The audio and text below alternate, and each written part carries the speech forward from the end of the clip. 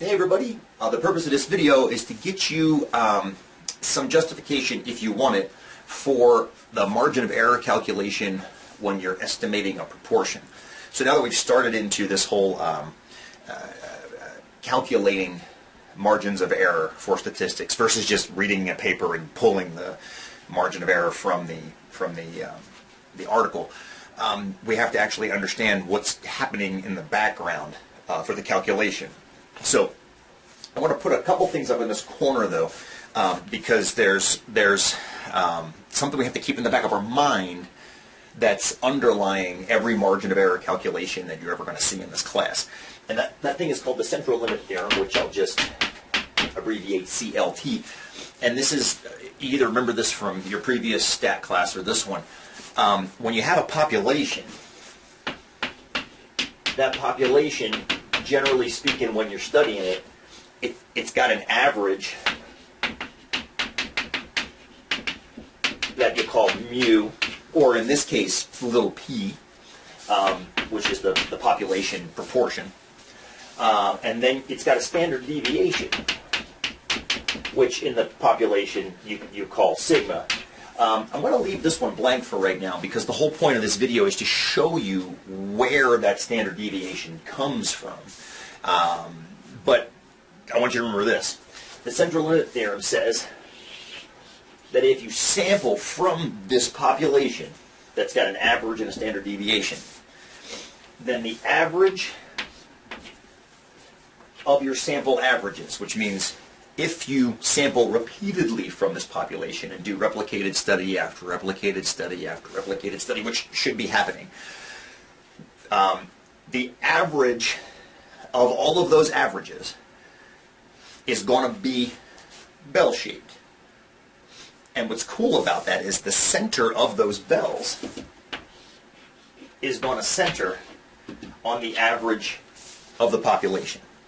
Okay? So this is kind of cool in that on average, when we sample from this population, on average, we're going to land near the population's average. Now what does near mean? Well, that's the point of a margin of error, which is tied to standard deviation.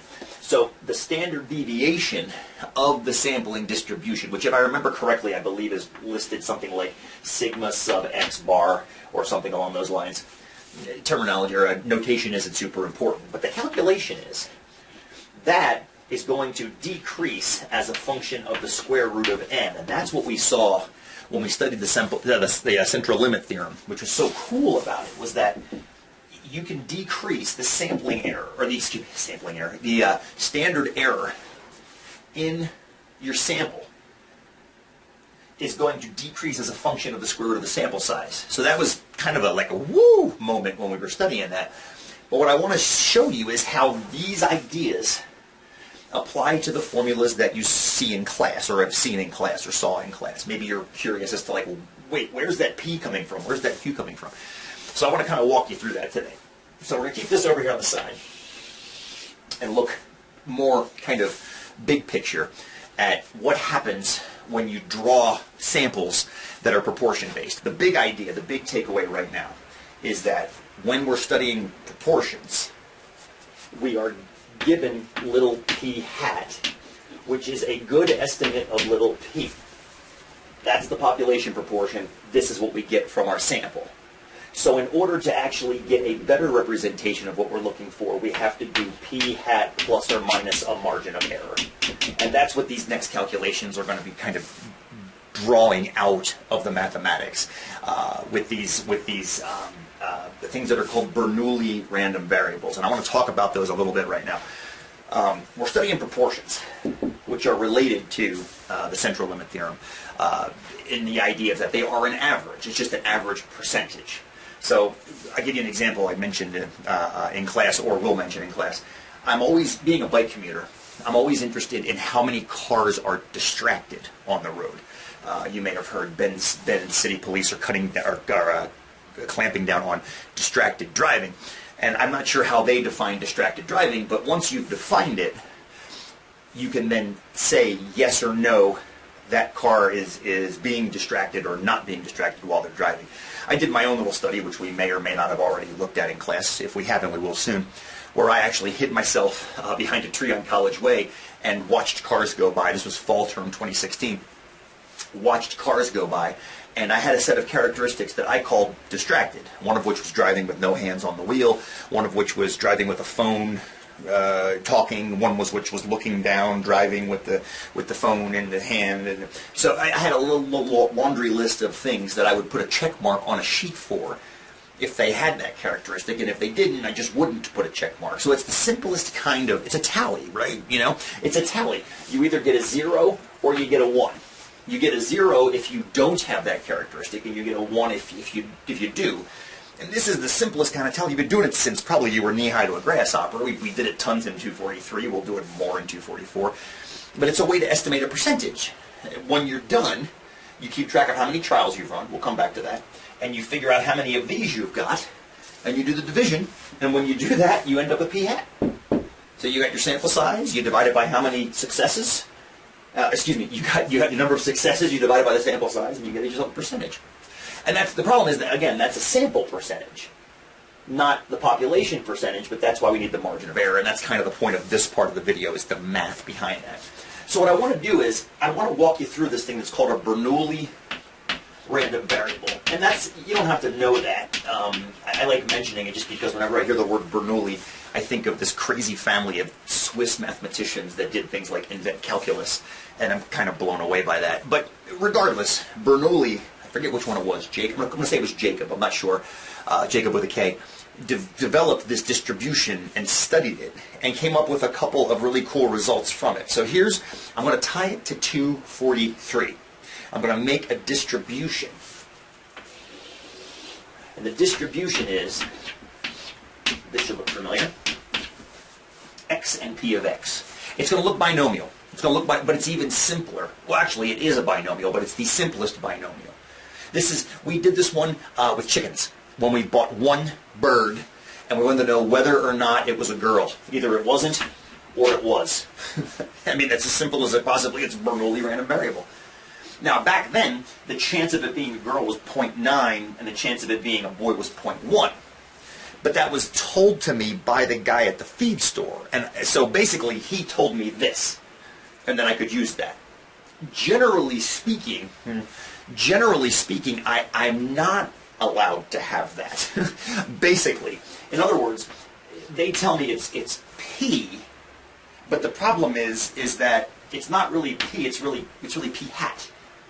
And when I say they tell me, it's because their number is from a sample as well, just like mine is.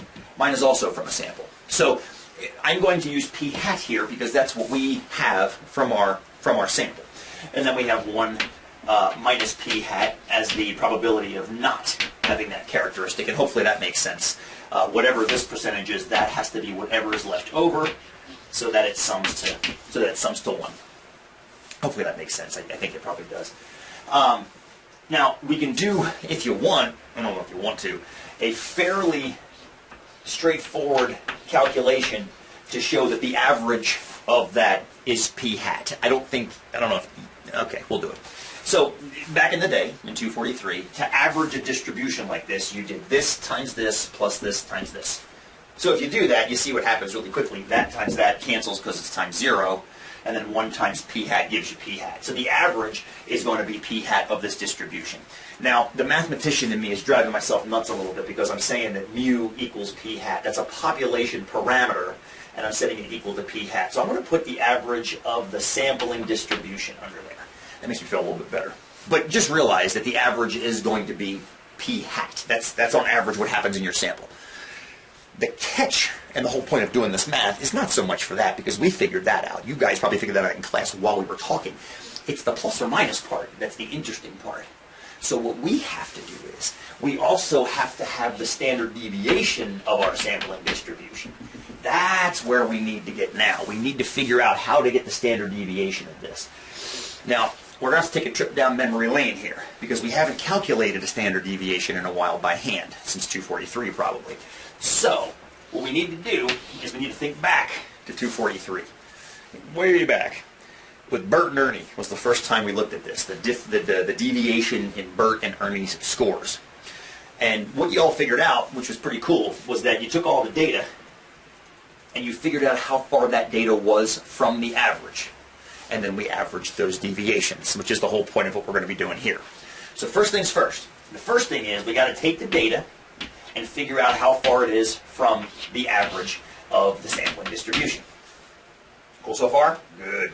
So we're going to take 0 and figure out how far it is from little p hat. 0 and little p hat. And then we're going to take 1 and see how far that is from little p hat. Okay, hopefully this makes sense. So you got 1 minus p hat, you got 0 minus p hat, and those things are the deviations from mean.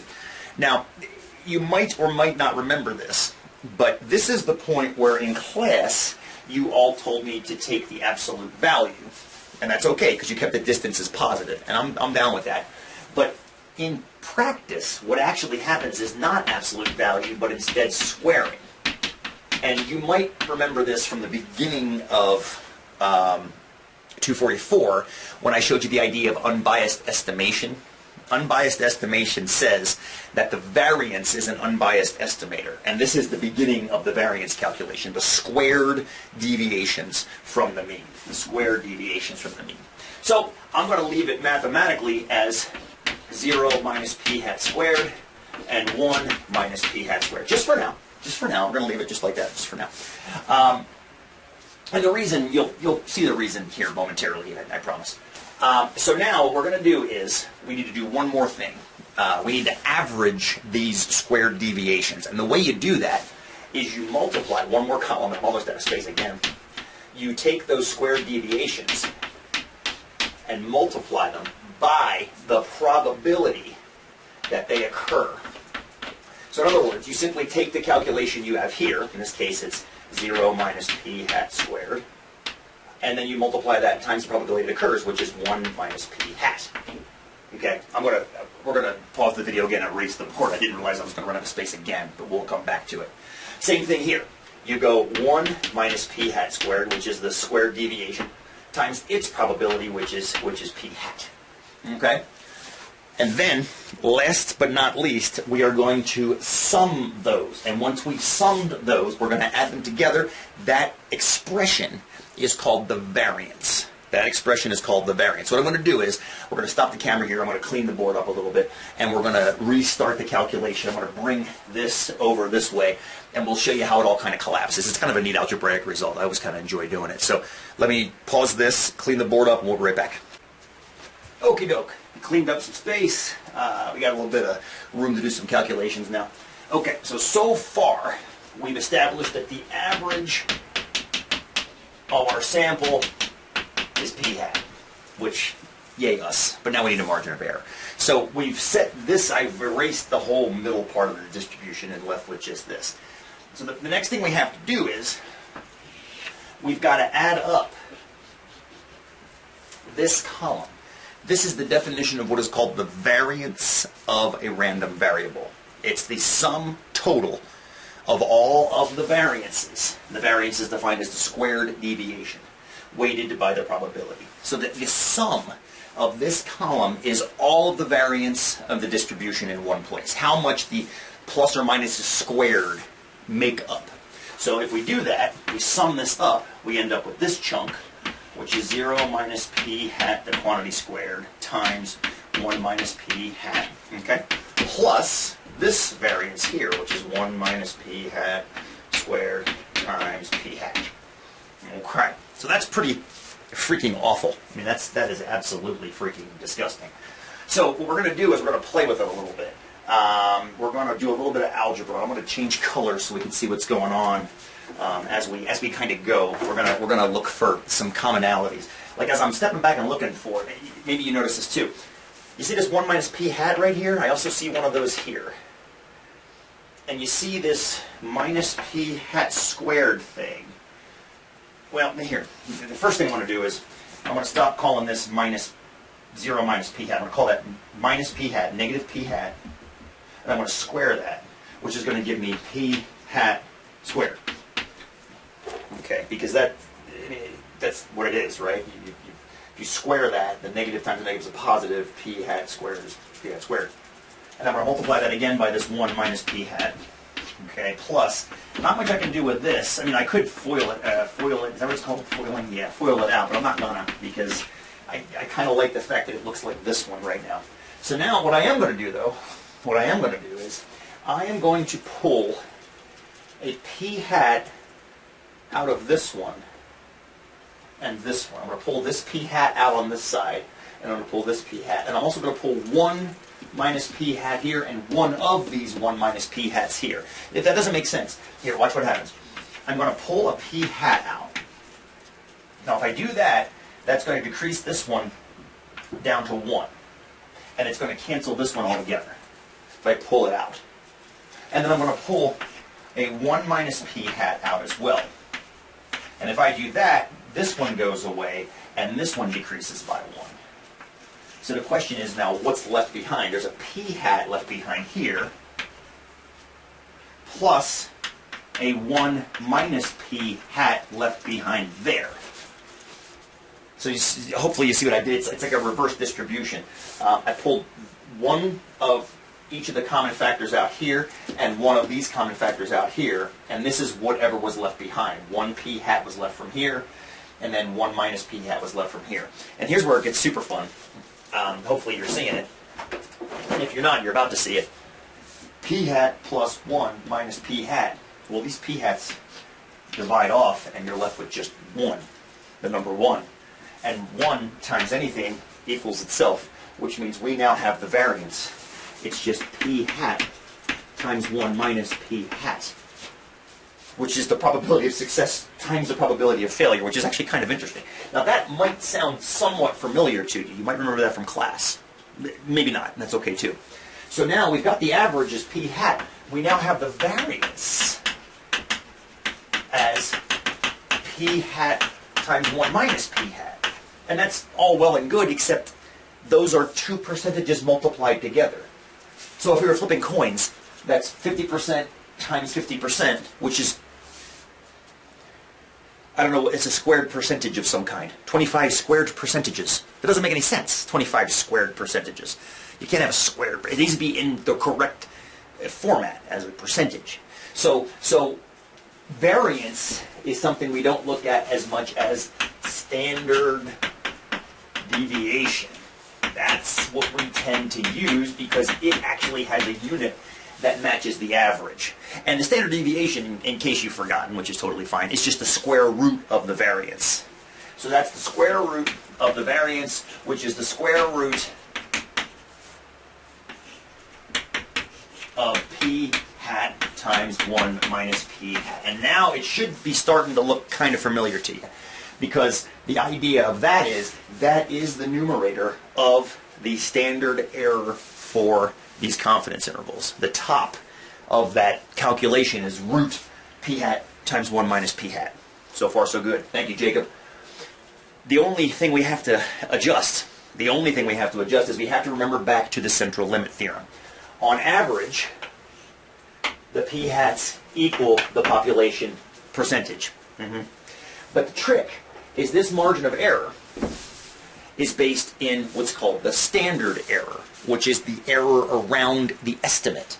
So the margin of error, in case you're forgetting this from the central limit theorem, the standard deviation, as we talked about before, of the sampling distribution is equal to whatever the standard deviation is in the population, I'm going to call that little sigma, divided by the square root of the sample size. Okay? So the thing is, we now have an estimate for this. It's that. It's that. So we've got an estimate based off our sample of p hat times 1 minus p hat. All we got to do is divide it by the sample size. And although that's kind of nice, nobody writes it like that. They write it as one big radical encompassing the whole quantity, p hat times 1 minus p hat over n. So once again, your central limit theorem shows up. You got the square root of n in there. I just wanted to make sure you knew where this beautiful thing in the numerator came from. So now you know. It's that mess behind me. Hopefully that made sense. So anyway, thanks for bearing with the me constantly running out of space on the board behind me, and hope this helped. If it didn't help, ask me questions in class. I'd be more than happy to do it a different way if that makes sense. See you there.